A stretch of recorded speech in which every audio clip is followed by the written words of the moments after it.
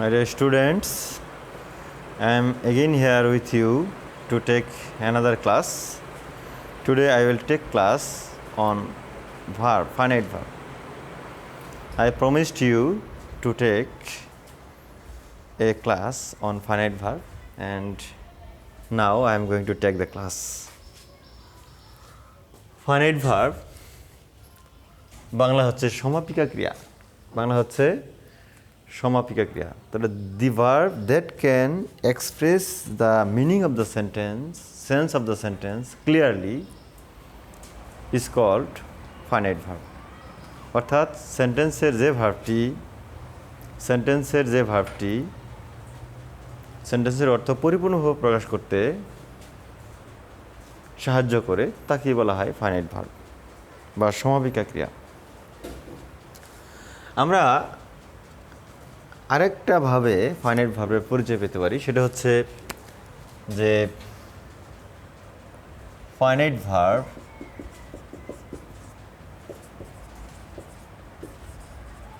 has connection with tense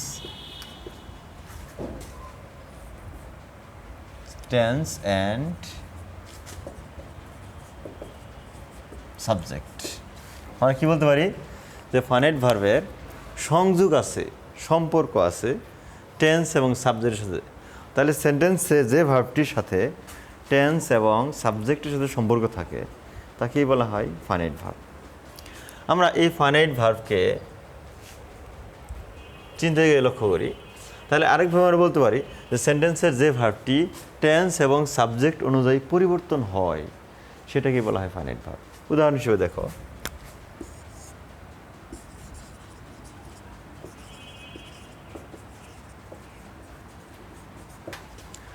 I have done the work.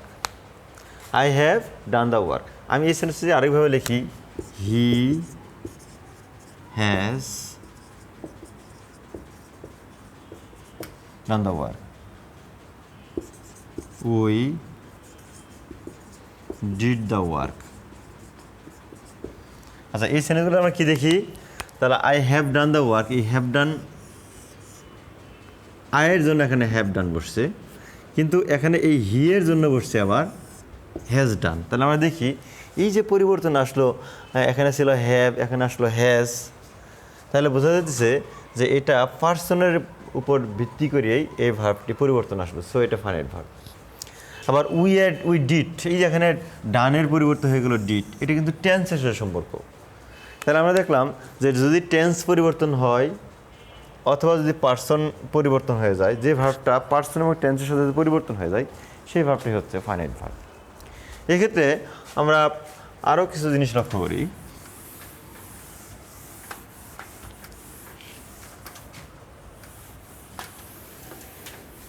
যে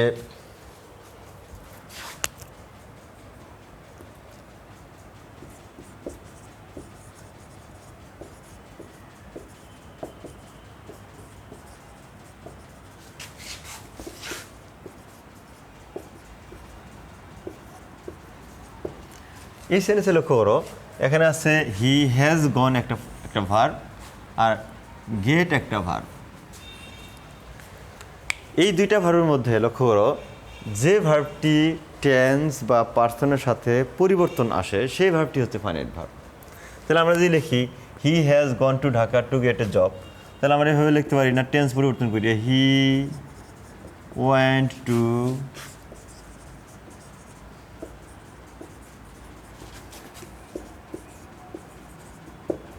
তাহলে আমি এখানে কী লিখলাম যে he went to Dhaka to get A job. এখানে দেখো এই ভার্ব থেকে হয়ে গেল ওয়েন্ট, কিন্তু আমরা এই গেট ভার্বের কোনো পরিবর্তন দেখতে পাই না, অর্থাৎ টেন্স পরিবর্তন হয়েছে, এই ভার্ব থেকে এই ভার্বে আসছে, কিন্তু টেন্স পরিবর্তনের সাথে এই গেট এবং এই গেট এর কোনো পরিবর্তন হয় নাই, সো এটা ফাইনাইট ভার্ব না।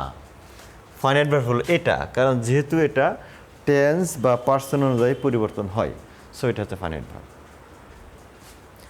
তাহলে আমরা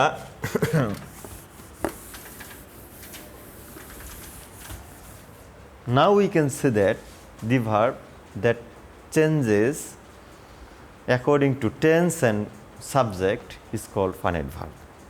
অর্থাৎ যে ভার্বটি টেন্স এবং পার্সন অনুযায়ী পরিবর্তন হয়, সাবজেক্ট অনুযায়ী পরিবর্তন হয়, সেই ভার্বটি হচ্ছে ফাইনাইট ভার্ব। এই ফাইনাইট ভার্ব চিনার জন্য সর্বমোট 7টি ফর্ম বা গঠন আছে। এই 7টি ফর্ম যে ভার্বের বৈশিষ্ট্য আছে, যে ভার্বের বৈশিষ্ট্য পাওয়া যাবে সেটি ফাইনাইট ভার্ব। যেমন লক্ষ্য করো, 1 নাম্বার ভার্ব 1 অথবা ভার্ব 1 এর সাথে এস বা ইএস যোগ। লক্ষ্য করো, ভার্বের প্রেজেন্ট ফর্ম অথবা ভার্বের প্রেজেন্ট ফর্মের সঙ্গে এস বা ইএস যুক্ত থাকলে সেটা অবশ্যই ফাইনাইট ভার্ব।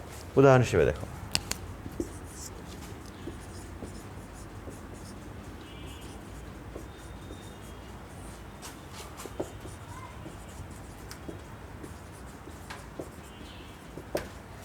তাহলে I work hard to get GPA 5। এখানে লক্ষ্য রাখো, এই যে ওয়ার্ক ভার্বের প্রেজেন্ট ফর্ম, এখানে একটা প্রশ্ন আসতে পারে, স্যার এখানে তো গেট আছে, গেট তো ভার্বের প্রেজেন্ট ফর্ম। কিন্তু মনে রাখবে, যদি ভার্বের প্রেজেন্ট ফর্মের আগে প্রিপজিশন টু থাকে তাহলে এটা নন ফাইনাইট ভার্ব হয়। আর যদি কোনো ভার্ব 1 এর পূর্বে প্রিপজিশন টু না থাকে তখন এটা হবে ফাইনাইট ভার্ব। আরেকটা বিষয় লক্ষ্য করো, আমি এই সেন্টেন্সটাকে যখন আমরা টেন্স পরিবর্তন করব, আমরা দেখব যে কোনটার পরিবর্তন আসে। আমি এখানে লিখতে পারি এভাবে, হি ওয়ার্কস হার্ড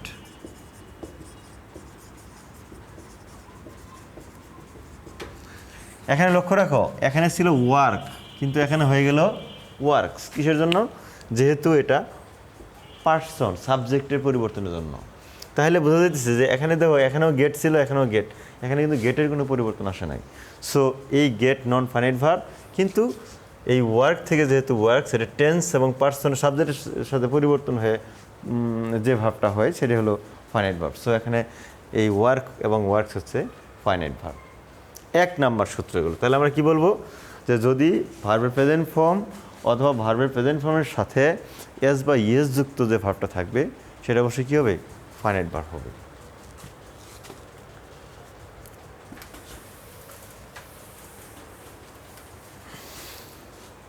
এরপরে দেখো 2 নাম্বার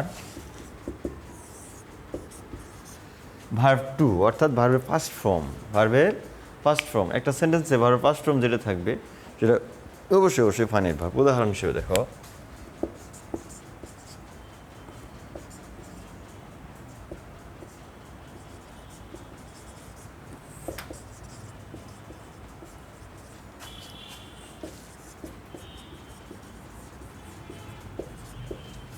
তাহলে we violated the rules of traffic. এই যে দেখো, ভায়োলেটেড ভার্বের পাস্ট ফর্ম। তাহলে কোনো সেন্টেন্সে ভার্বের পাস্ট ফর্ম হিসেবে যে ভার্বটি থাকবে সেটা সবসময় কী হবে? ফাইনাইট ভার্ব হবে।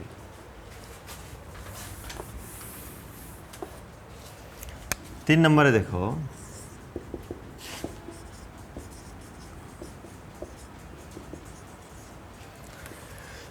তোমাদেরকে এর আগের ক্লাসে আমি পড়েছিলাম টু বি ভার্ব টোটাল 8টা, am is, are, was, were, be, being, been. So ওই টু বি ভার্বের যে কোনো একটা অক্সিলারি ভার্ব থাকবে এবং এরপরে মেইন ভার্বের সাথে, ভার্বের প্রেজেন্ট ফর্মের সাথে আইএনজি যুক্ত থাকবে, তখন এই দুইটা মিলিয়ে হবে ফাইনাইট ভার্ব। উদাহরণ হিসেবে দেখো,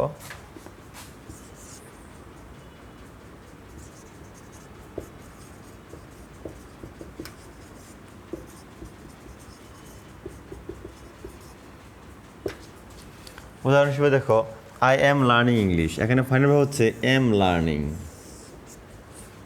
ফাইনাল ভার্ব হচ্ছে এম লার্নিং। এম হচ্ছে টু বি ভার্ব এবং লার্নের সাথে আইএনজি যুক্ত হয়েছে। সো এখানে এম লার্নিং হচ্ছে ফাইনাইট ভার্ব। আমরা 3 নম্বর সূত্র কি দেখলাম, যে টু বি ভার্ব প্লাস মূল ভার্বের সাথে আইএনজি, এই দুইটা মিলে হচ্ছে ফাইনাইট ভার্ব। উদাহরণ হচ্ছে I am learning English. So am learning হচ্ছে finite verb.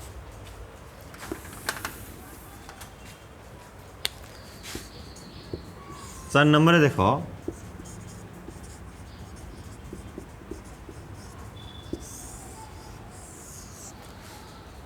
Two have verb, two have verb আমরা তোমাদের অক্সিলারি ভার্ব পড়েছিলাম। Two have verb have, has, had, having. এই টু হ্যাভ ভার্ব প্লাস মূল ভার্বের পাস্ট পার্টিসিপল ফর্ম, এই দুইটা মিলে হচ্ছে ফাইনাইট ভার্ব। উদাহরণ দেখো,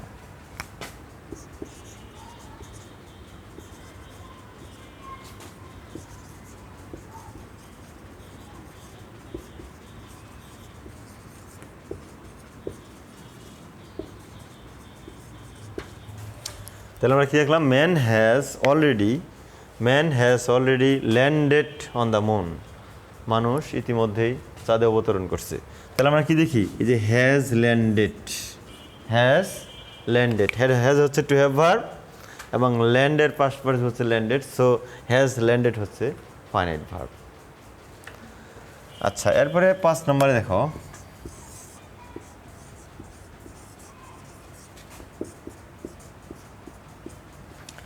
modal auxiliary verb plus main ভার্বের বেস ফর্ম বা প্রেজেন্ট ফর্ম, এই হচ্ছে finite verb. Modal auxiliary verb plus base form সমান সমান ফাইনাইট ভার্ব। উদাহরণ দেখো,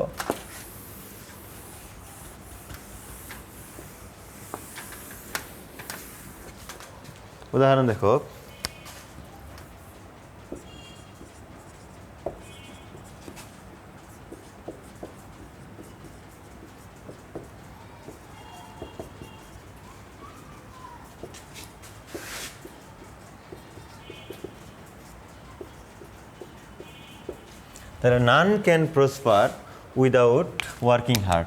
এই দেখো, ক্যান প্রসপার, ক্যান হচ্ছে মডেল অক্সিলারি ভার্ব, প্রসপার হলো মূল ভার্ব প্রেজেন্ট ফর্ম, সো এখানে ক্যান প্রসপার হচ্ছে ফাইনাইট ভার্ব। তাহলে আমরা কি দেখলাম, 5 নম্বরে মডেল অক্সিলারি ভার্ব প্লাস মূল ভার্বের প্রেজেন্ট ফর্ম মিলে হচ্ছে ফাইনাইট ভার্ব। আরেকটা সেন্টেন্স দেখো,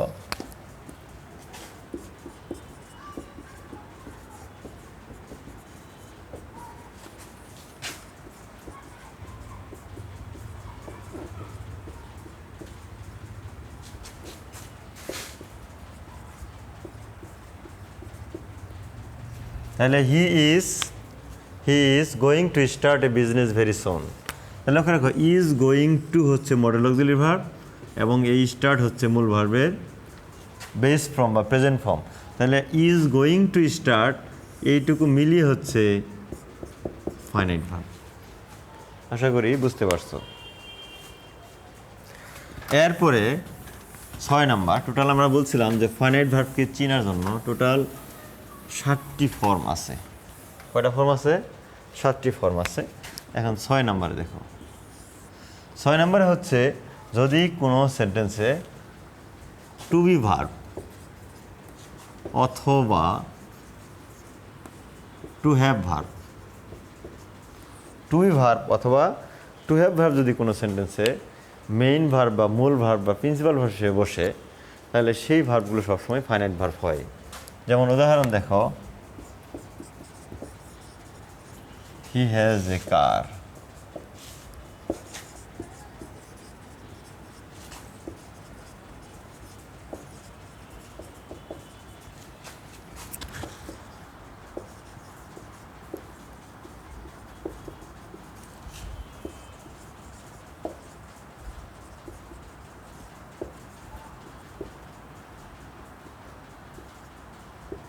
তাহলে we have many duties to our country and countryman, আমাদের দেশ এবং দেশবাসীর প্রতি অনেক দায়িত্ব আছে। তাহলে এই দেখো, এখানে টু হ্যাভ ভার্ব, এই সেন্টেন্সে এই টু হ্যাভ ভার্বটা প্রিন্সিপাল ভার্ব হিসেবে বসছে, সো এটা হচ্ছে ফাইনাইট ভার্ব।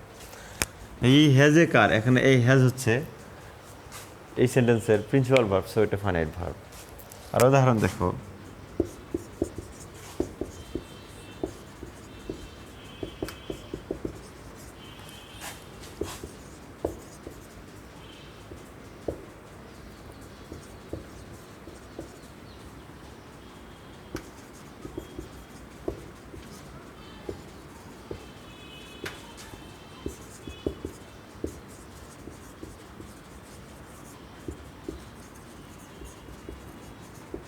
তাহলে he is unwilling to discuss with me about his personal matter. তাহলে এখানে দেখো, এই যে এই ইজ কিন্তু অক্সিলারি ভার্ব যদিও, কিন্তু এই সেন্টেন্সে ইজ হচ্ছে প্রিন্সিপাল ভার্ব, সো এটা ফাইনাইট ভার্ব।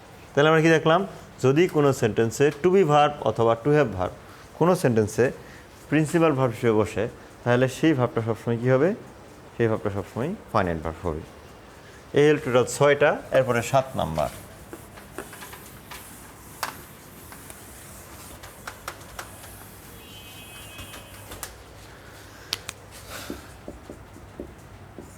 সাত নম্বরে দেখো,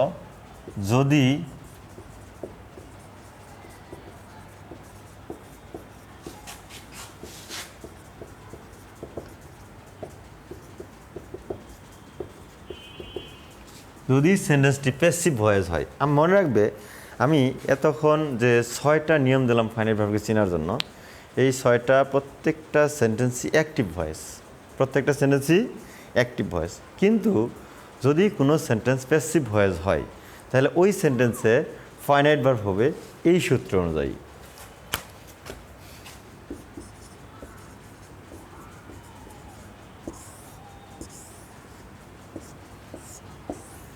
খুব ভালো করেই দেখো, যদি কোনো সেন্টেন্স প্যাসিভ ভয়েস হয়, তাহলে ওই সেন্টেন্সের ফাইনাইট ভার্ব হবে এই সূত্র অনুযায়ী, অর্থাৎ টু বি ভার্ব প্লাস মূল ভার্বের past participle form finite verb.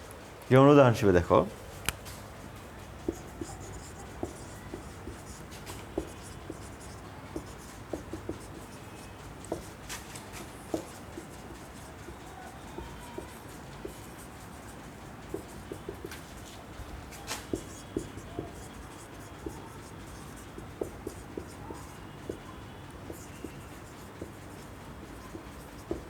তাহলে the boy was given an award for his excellent performance.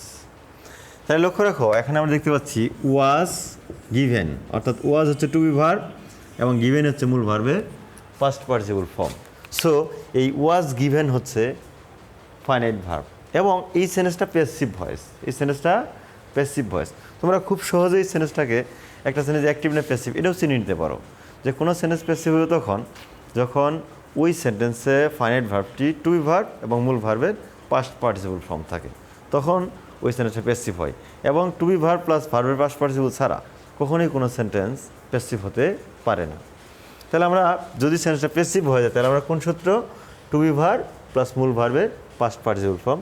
So was given হচ্ছে এই সেন্টেন্সে ফাইনাইট ভার্ব এবং এই সেন্টেন্সটা হচ্ছে প্যাসিভ ভয়েস। আশা করি তোমরা বুঝতে পারছো। এই টোটাল 7টা ফর্ম আছে। এই 7টা ফর্ম দিয়ে যেটা শুধু তুমি দেখবে যে সেন্টেন্সের যে ভার্বটি এই 7টা ফর্মের কোনো একটা সঙ্গে অ্যাডজাস্ট হয়, তাহলে বুঝতে হবে এটা ফাইনাইট ভার্ব। আর যদি কোনো ভার্ব এই 7টা ফর্মের কোনো একটা ফর্মের সঙ্গে অ্যাডজাস্ট না হয়, তাহলে বুঝতে হবে এটা নন ফাইনাইট ভার্ব। আশা করি বুঝতে পারছো। তোমাদের সঙ্গে খুব শীঘ্রই আমাদের নন ফাইনাইট ভার্বের আরেকটা ক্লাস নিয়ে দেখা হবে।